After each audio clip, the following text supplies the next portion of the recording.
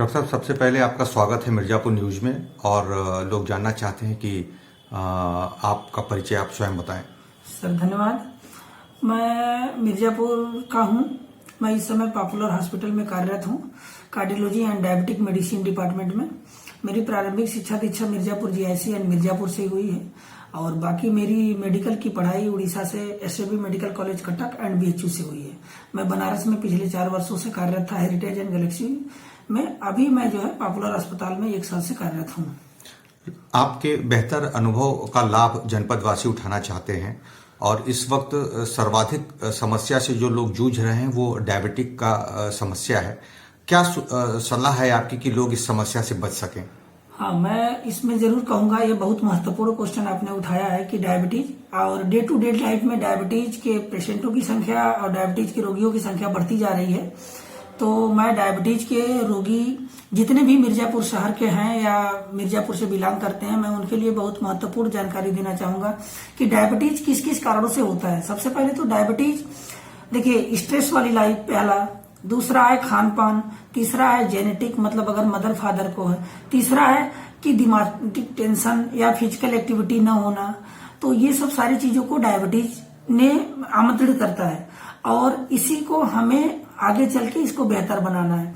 तो डायबिटीज के लिए सबसे पहला काम करना है कि अगर किसी भी व्यक्ति को बार बार पेशाब होना, पेशाब में चींटी लग जाना, या भूख बहुत ज्यादा लग रही है, या वेट बहुत जल्दी रिड्यूस हो जा रहा है, या प्यास बहुत लग रही है, या बार बार पेशाब करने की उसकी जो है आदत पड़ रही है, तो सबसे पहले डायबिटीज में 3 टेस्ट होते हैं।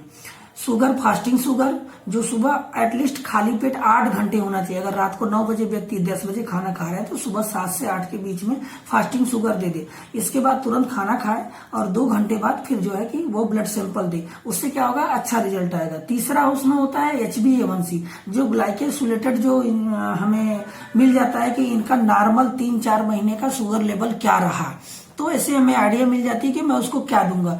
और डायबिटीज जो है type 1, type 2, non insulin dependent और इंसुलिन डिपेंडेंट।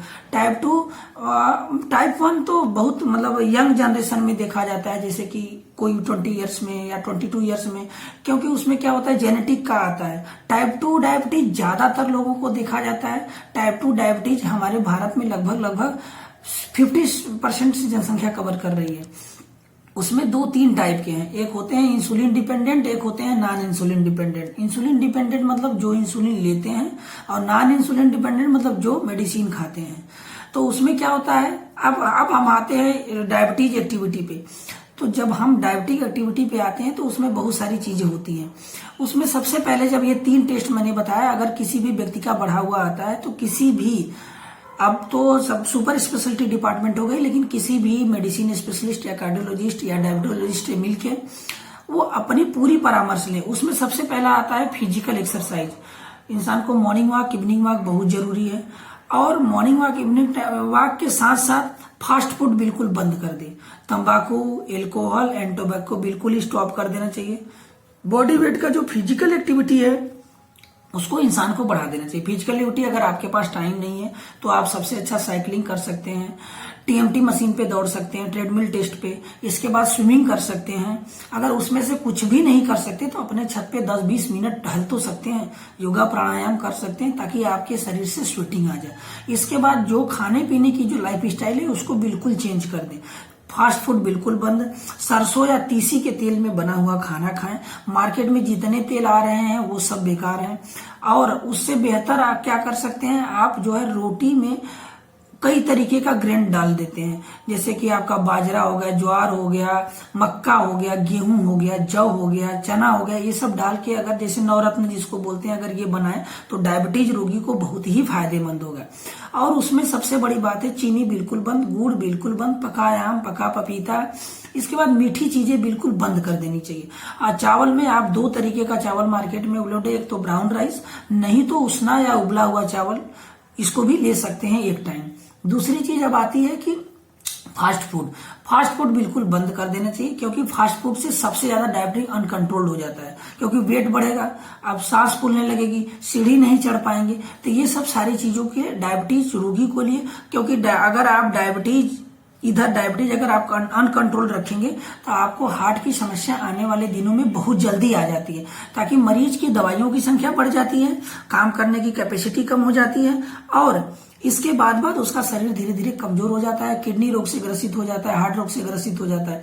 तो सबसे पहले ये 2 चीजों पर तो बिल्कुल ध्यान देना है। एक है एक्सरसाइज, दूसरा है लाइफ स्टाइल, तीसरा है मेडिसिन। मेडिसिन बिल्कुल टाइम से खाना चाहिए, मेडिसिन में बिल्कुल लापरवाही नहीं करनी चाहिए।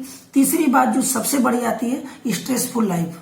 स्ट्रेसफुल लाइफ में अगर आप 2 बजे तक जग के अगर या जो भी काम करेंगे तो उसमें क्या होगा कि शुगर आपका बिल्कुल अनकंट्रोल्ड हो जाएगा और शुगर फिर कंट्रोल नहीं होगा। और जैसे ही शुगर अनकंट्रोल होगा, आपका किडनी, लीवर, आंख से कम दिखाई देना, पैरों में झुंझुनाहट, पता न चलना, और इसके बाद हाथ काम न करना, हाथ कांपना, आपको चक्कर आना, काफी देर तक काम न कर पाना, ये सब समस्याएं डायबिटीज रोगियों के लिए आएगी। तो मेरा आप लोगों से यही अनुरोध है कि अपने डॉक्टर से मिलें, विदाउट डॉक्टर परामर्श का कोई दवा न लें, और टाइम टाइम से जांच कराते रहें, और अपने खान पान या नियमित रूप से एक्सरसाइज, ये सबसे बड़ी जरूरी है। डॉक्टर साहब, आपने बहुत ही बखूबी से सारी जानकारी दी है लोगों को कि क्या करें और क्या ना करें। लोग एक चीज और जानना चाहते हैं कि कुछ डायबिटिक पेशेंट मोटे हो जाते हैं डायबिटिक पेशेंट होने के बाद, और कुछ डायबिटिक पेशेंट दुबले हो जाते हैं। क्या कारण है इन दोनों घटनाओं के पीछे? हाँ, तो जो डायबिटीज एक्चुअली एक ओबीज डायबिटिक होती है। डायबिटीज 2 प्रकार की होती है, एक ओबीज डायबिटिक होती है, एक थिन डायबिटीज होती है। तो उसमें क्या होता है कि पेशेंट जब एक्सरसाइज नहीं करेगा तो वो कुछ मेडिसिन ऐसे हैं तो जो कि वेट गेन कराता है, और खाना खूब भूख लगती है। डायबिटीज पेशेंटों की एक सबसे बड़ी कॉमन चीज होती है कि भूख खूब लगती है, तो पेशेंट खूब खाना खाएगा और एनर्जी, वो काम कहीं कर नहीं रहा है, फिजिकल एक्टिविटी कर नहीं रहा है, तो उसमें जो है बॉडी वेट गेन करेगा ही करेगा। जो थिन लोग होते हैं, जो पतले लोग होते हैं, उनके लिए सबसे बड़ी बात ये होती है कि उनको डायरोसिस होता है। कुछ मेडिसिन ऐसी होती हैं जो कि वेट कम करती हैं। तो यही मेरा सलाह है कि जो डायबिटीज के डॉक्टर्स हैं या जो भी पेशेंट डायबिटीज के मिल रहे हैं, उनसे 2 तरीके की बात करें कि वेट कम हुआ है या वेट बढ़ा है। तो कुछ दवाइयां ऐसी हैं जो वेट को बिल्कुल नियमित रूप से कंट्रोल कर सकती हैं, और उसमें कंट्रोल करने में आप लोग पेशेंट का सबसे बड़ा दायित्व है, क्योंकि पेशेंट अपने शरीर को पूरी तरीके से पहचानता है कि मुझे क्या खाना है और क्या नहीं खाना है। तो ये सबसे बड़ा 2 तरीका होता है, एक लाइफ स्टाइल, एक खाना, और एक डॉक्टर की दी हुई दवा। सर, आपने जैसा बताया, लेकिन देखने में ये आता है कि कुछ मरीज दवा के सेवन के पहले ही दुबले हो जाते हैं या वो मोटे हो जाते हैं जब वो डायबिटिक के शिकार होते हैं। क्या कारण है उसका? लेकिन ऐसा है कि डे टू डे लाइफ में मैं अपने प्रैक्टिस के 5 इयर्स हो गए, उसमें ये देखने को मिलता है, जो इंडियन हमारी पब्लिक है या इंडियन जो भी लोग हैं या भारत या पिछड़ा मिर्जापुर के लोग हैं, उसमें क्या पता चलता है कि डायबिटीज हमें है, लेकिन हमें 5 साल से पता ही नहीं है। हमारा वेट 10 किलो कम हो गया, लेकिन मैं उस पर ध्यान नहीं दिया। तो उसमें सबसे पहला है कि आपने कभी टेस्ट ही नहीं कराया। जब डॉक्टर के पास पहुंचे, पता चला बुखार 3 महीने से आ रहा है, पेशाब बार बार हो रही। जब आप डॉक्टर के पास पहुंचे तो उसने चेक कराया, पता चला कि अरे 500 शुगर है। तो आपको घबराहट बढ़ गई, डॉक्टर साहब मुझे शुगर तो था ही नहीं। लेकिन मैं यही कहता हूं कि जिस व्यक्ति को जो ये सिम्टम्स मिल रहे हैं, अगर आप इलाज नहीं करोगे तो आपका वजन कम होगा, और आपका जब वजन कम होगा तो आप परेशान हो जाओगे। तो डायबिटीज जो फर्स्ट स्टेज वाली होती है, सबसे पहले जांच करा ले। और हाँ, जहां तक आपने कहा कि मुझे डायबिटीज होते हुए भी कुछ पेशेंटों का वेट गेन हो जाता है, तो मैंने जैसा बताया कि कुछ होती है ओबीज डायबिटिक, और कुछ लोगों को जेनेटिक भी ओबीज होती है। तो ऐसे कंडीशन में जब आप, और शुगर के पेशेंटों को बहुत भूख लगती है, उनका एक कॉमन टर्म होता है। तो उनका क्या है कि डाइट कंट्रोल, हाँ खूब खाएं आप, वाटरमेलन, तरबूज खाएं, खरबूज खाएं, इसके बाद खीरा खूब खाएं, मूली खाएं। तो अपने खाने का जब तरीका आप बदलेंगे ना, तो वहां आपका वेट गेन नहीं होगा। और दूसरी बात यह है कि आपका डायबिटीज भी कंट्रोल रहेगी।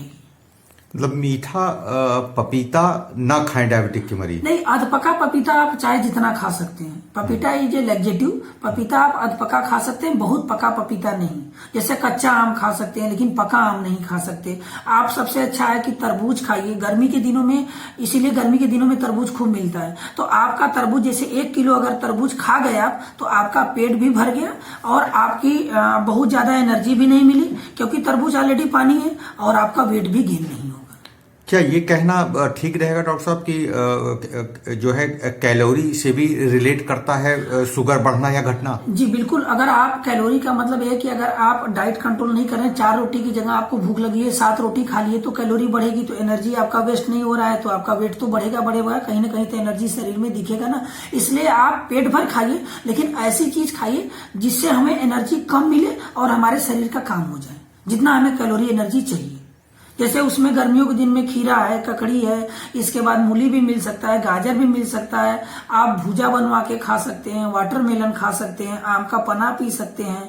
तो ये सब सारी चीजें आप अपने डे टू डे लाइफ को मॉडिफाई करके आप अपने शरीर को स्वस्थ रख सकते हैं। एक ट्रेंड चल गया है, लोग ये जानते हैं तमाम या भ्रांतियां हैं या वास्तविक चीजें हैं। लोग कहते हैं कि जो दवा से बेहतर है इंसुलिन पर सीधे निर्भरता, कितना सही और गलत है? नहीं, देखिए ऐसा है कि अगर हम अपने डे टू डे लाइफ में या इंडियन अमेरिकन गाइडलाइन ये कहती है और EHA गाइडलाइन ये कहती है कि कुछ, मैंने बताया ना कि कुछ पेशेंट ऐसे होते हैं जो इंसुलिन डिपेंडेंट होते हैं और कुछ नॉन इंसुलिन।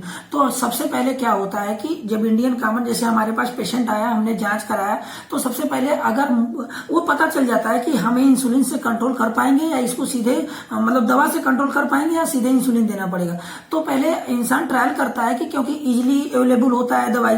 दूसरी चीज है कि इंसुलिन लगाने में सबको रोज सुई लगाने में डर लगती है। तीसरी चीज है कि इंसुलिन का सबसे बड़ा चीज है कि टेम्परेचर मेंटेन करना। चौथी सबसे बड़ी बात है कि सबके घर में फ्रिज नहीं है, तो ये चीज दिक्कत है। और टैबलेट क्या है, हर जगह अवेलेबल हो जाती है मार्केट में, उसको इंसान एक दूसरे से तीसरे जगह ले जा सकता है। गर्मियों में उसका टेम्परेचर मेंटेन करना पड़ता है। पता चला आप इंसुलिन का शीशी लिए रास्ते में फूट गया, तो फिर शाम को क्या लगाएंगे?